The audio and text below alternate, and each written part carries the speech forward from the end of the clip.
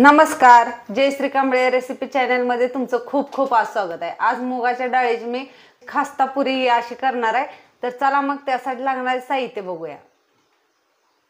खस्ता पापडी बनवण्यासाठी मी पहिल्यांदा अगोदर मुगाची डाळ भिजत घातलेली आहे। आम्ही मुगाची डाळ किती घेतली माहिती आहे का? छोटी वाटी असते ना त्याची अर्धी घेतलेली आहे। हे बघा मी 2 तास भिजत ठेवलेले आहे। बिना छिलकेवाली आहे बरं का, छिलके नाही ती याला। आता यातलं पाणी काढून घेणार आहे। हे बघा पाणी ओतून काढलेले आहे आणि चांगले अशी भिजलेले आहे। बघा चांगली भिजलेले। आता ही बाजूला ठेवून देणार आहे। थोडीशी कोथिंबीर घेतलेली आहे कट करून आणि थोडासा कढीपत्ता कट करून घेतलेला आहे। हे बघा कढई तापत ठेवलेले आहे। आता याच्यामध्ये एकच पळी तेल ओतायचं, जास्त नाही। एक पळी तेल ओतलेलं आहे। तेल चांगलं गरम होऊ द्यायचं आहे। थोडंसं तेल गरम झालेलं आहे। त्याच्यात थोडीशी मोहरी टाकायची। मोहरी अशी तडतड उडू द्यायची थोडीशी। हे बघा मोहरी अशी तडतड उडलेले। थोडंसं जिरं टाकणार आहे। थोडी जिरं टाकायची, जास्त नाही। थोडंसं धन मी का नाही चेचून घेतलेलं आहे असं बारीक करून। हे बघा हे धन टाकणार आहे।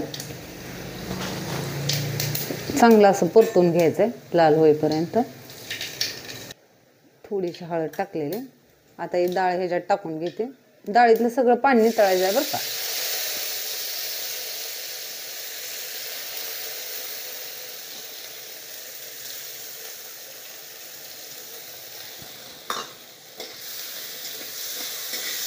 परतून घ्यायचं असं।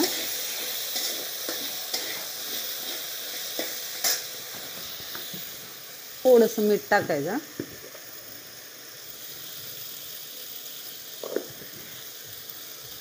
थोडंसं मीठ टाकलं, थोडंसं तिखट टाकते। चांगले परतून घ्यायचं। कढीपत्ता कोथिंबीर टाकून चांगले असे परतून घ्यायचे।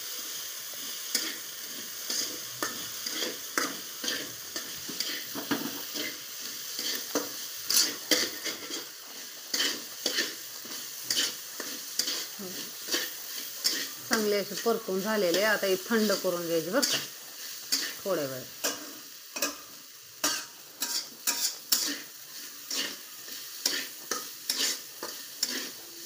आता गॅस पसरून ठेवते कढईत, म्हणजे थंड होईल लगे।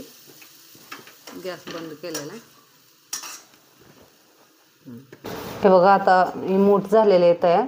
आता थोडं थोडं पाणी घालायचं बरं का, लय नाही, एकदमच नाही हे करायचं, लगेच पातळ होते। त्यामुळं थोडं थोडं पाणी घालूनच ते घट्ट गोळा असा मळून घ्यायचा बरं का।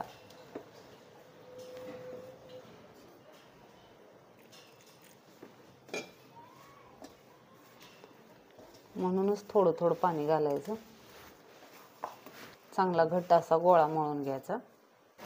हे बघा तुम्ही बघू शकता घट्ट असा मी गोळा मळून घेतलेला आहे। आता काय करणार, ह्याच्यावर झाकण ठेवून ना 10 मिनिटं तरी याला रेस्टसाठी ठेवून देणार आहे। तर ह्याच्यावर असं झाकण ठेवणार आहे आणि 10 मिनिटं झाकून ठेवणार आहे। हे बघा अर्धा तास झालेला आहे। चांगलं पीठ असं मुरलेलं आहे। रवा पण मुरलेला आहे चांगला। एकदा असं चांगलं चोळून घेऊया।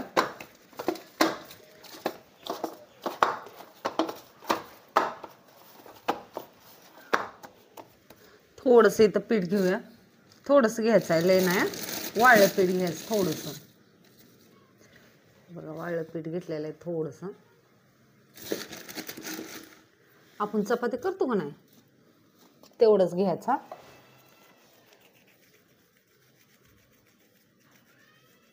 अशी हे बघा असं गुंडा तयार करायचा, त्या पिठात ठेवायचा। आता हे पळपटावर ठेवायचं असं आणि असं लाटून घ्यायचं। चपातीपेक्षा थोडंसं पातळ लाटायचं बरं का, म्हणजे कुरकुरीत होते।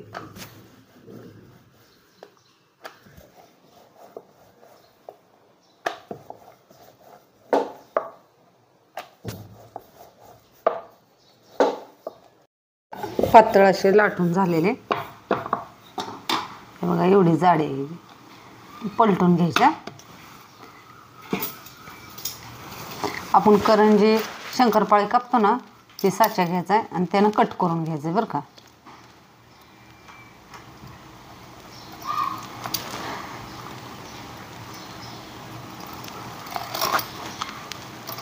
मस्त लागते खायला, एकदा करून बघा.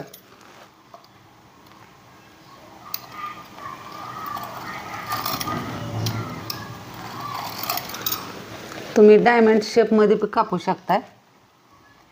तुम्हाला जसे आवडेल त्या आकारात कापा. मी चौकोनी आकारात कापणार आहे.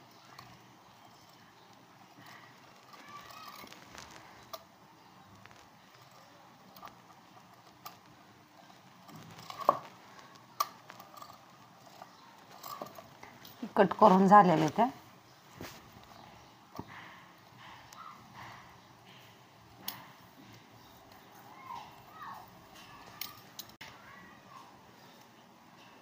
हे बघा अशा कट केलेले ते. तेल गरम करत ठेवलेलं आहे. तेल चांगलं कडकडीत तापलेलं आहे. थोडंसं बघूया तापले का.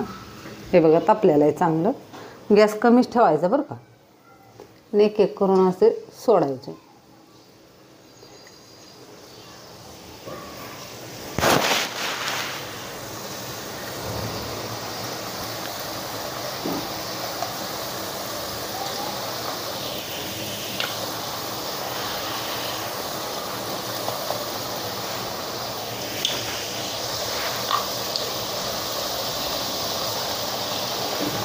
थोड्या थोड्या करून अशा सोडायच्या त्या.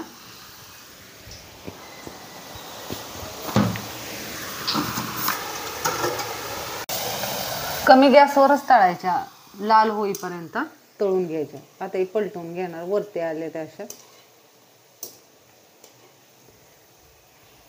पिकनिकला फिरायला जाताना जरी करून घेतलं ना तर लय भारी येत्या.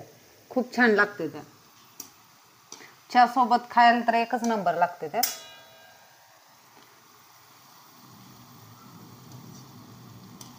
आणि पौष्टिक आहे.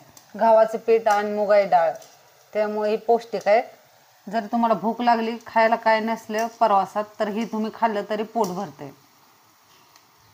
हे बघा लाल मुडेवर अशा तळून झालेल्या त्या. आणि हे बघा तेल कसं शांत झालेलं आहे. बुडबुड्या नाही ते काय नाही. त्यामुळे ही चांगल्या अशा तळून निघालेल्या आहेत. आता एका प्लेटमध्ये काढून घेणार आहे. जास्त पुढं पण नाही जाऊ द्यायच्या बरं का. गव्हाचे असल्यामुळे नंतर ना थंड झाले का कलर बदलतोय आपोआप. एका प्लेटमध्ये काढून घेते. हे बघा हे सगळ्या अशाच तळून घ्यायच्या बरं का. राहिलेल्या अशा तळून घ्यायच्या. पटापटा लाटायच्या, पटकन कापायच्या आणि तळून घ्यायच्या.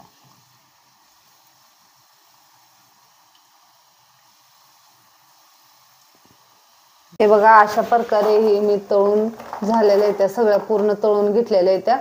लाटून कापून घेऊन तळलेल्या आहेत त्या. हे बघा तुम्हाला दाखवते.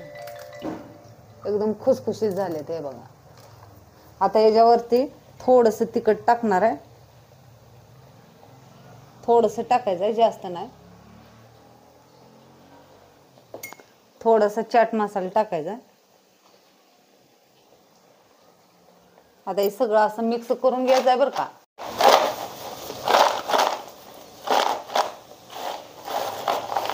हे बघा सगळं मिक्स झालेलं आहे. या मग मसाले पपडी खायला. मस्त असे झालेले कुरकुरीत.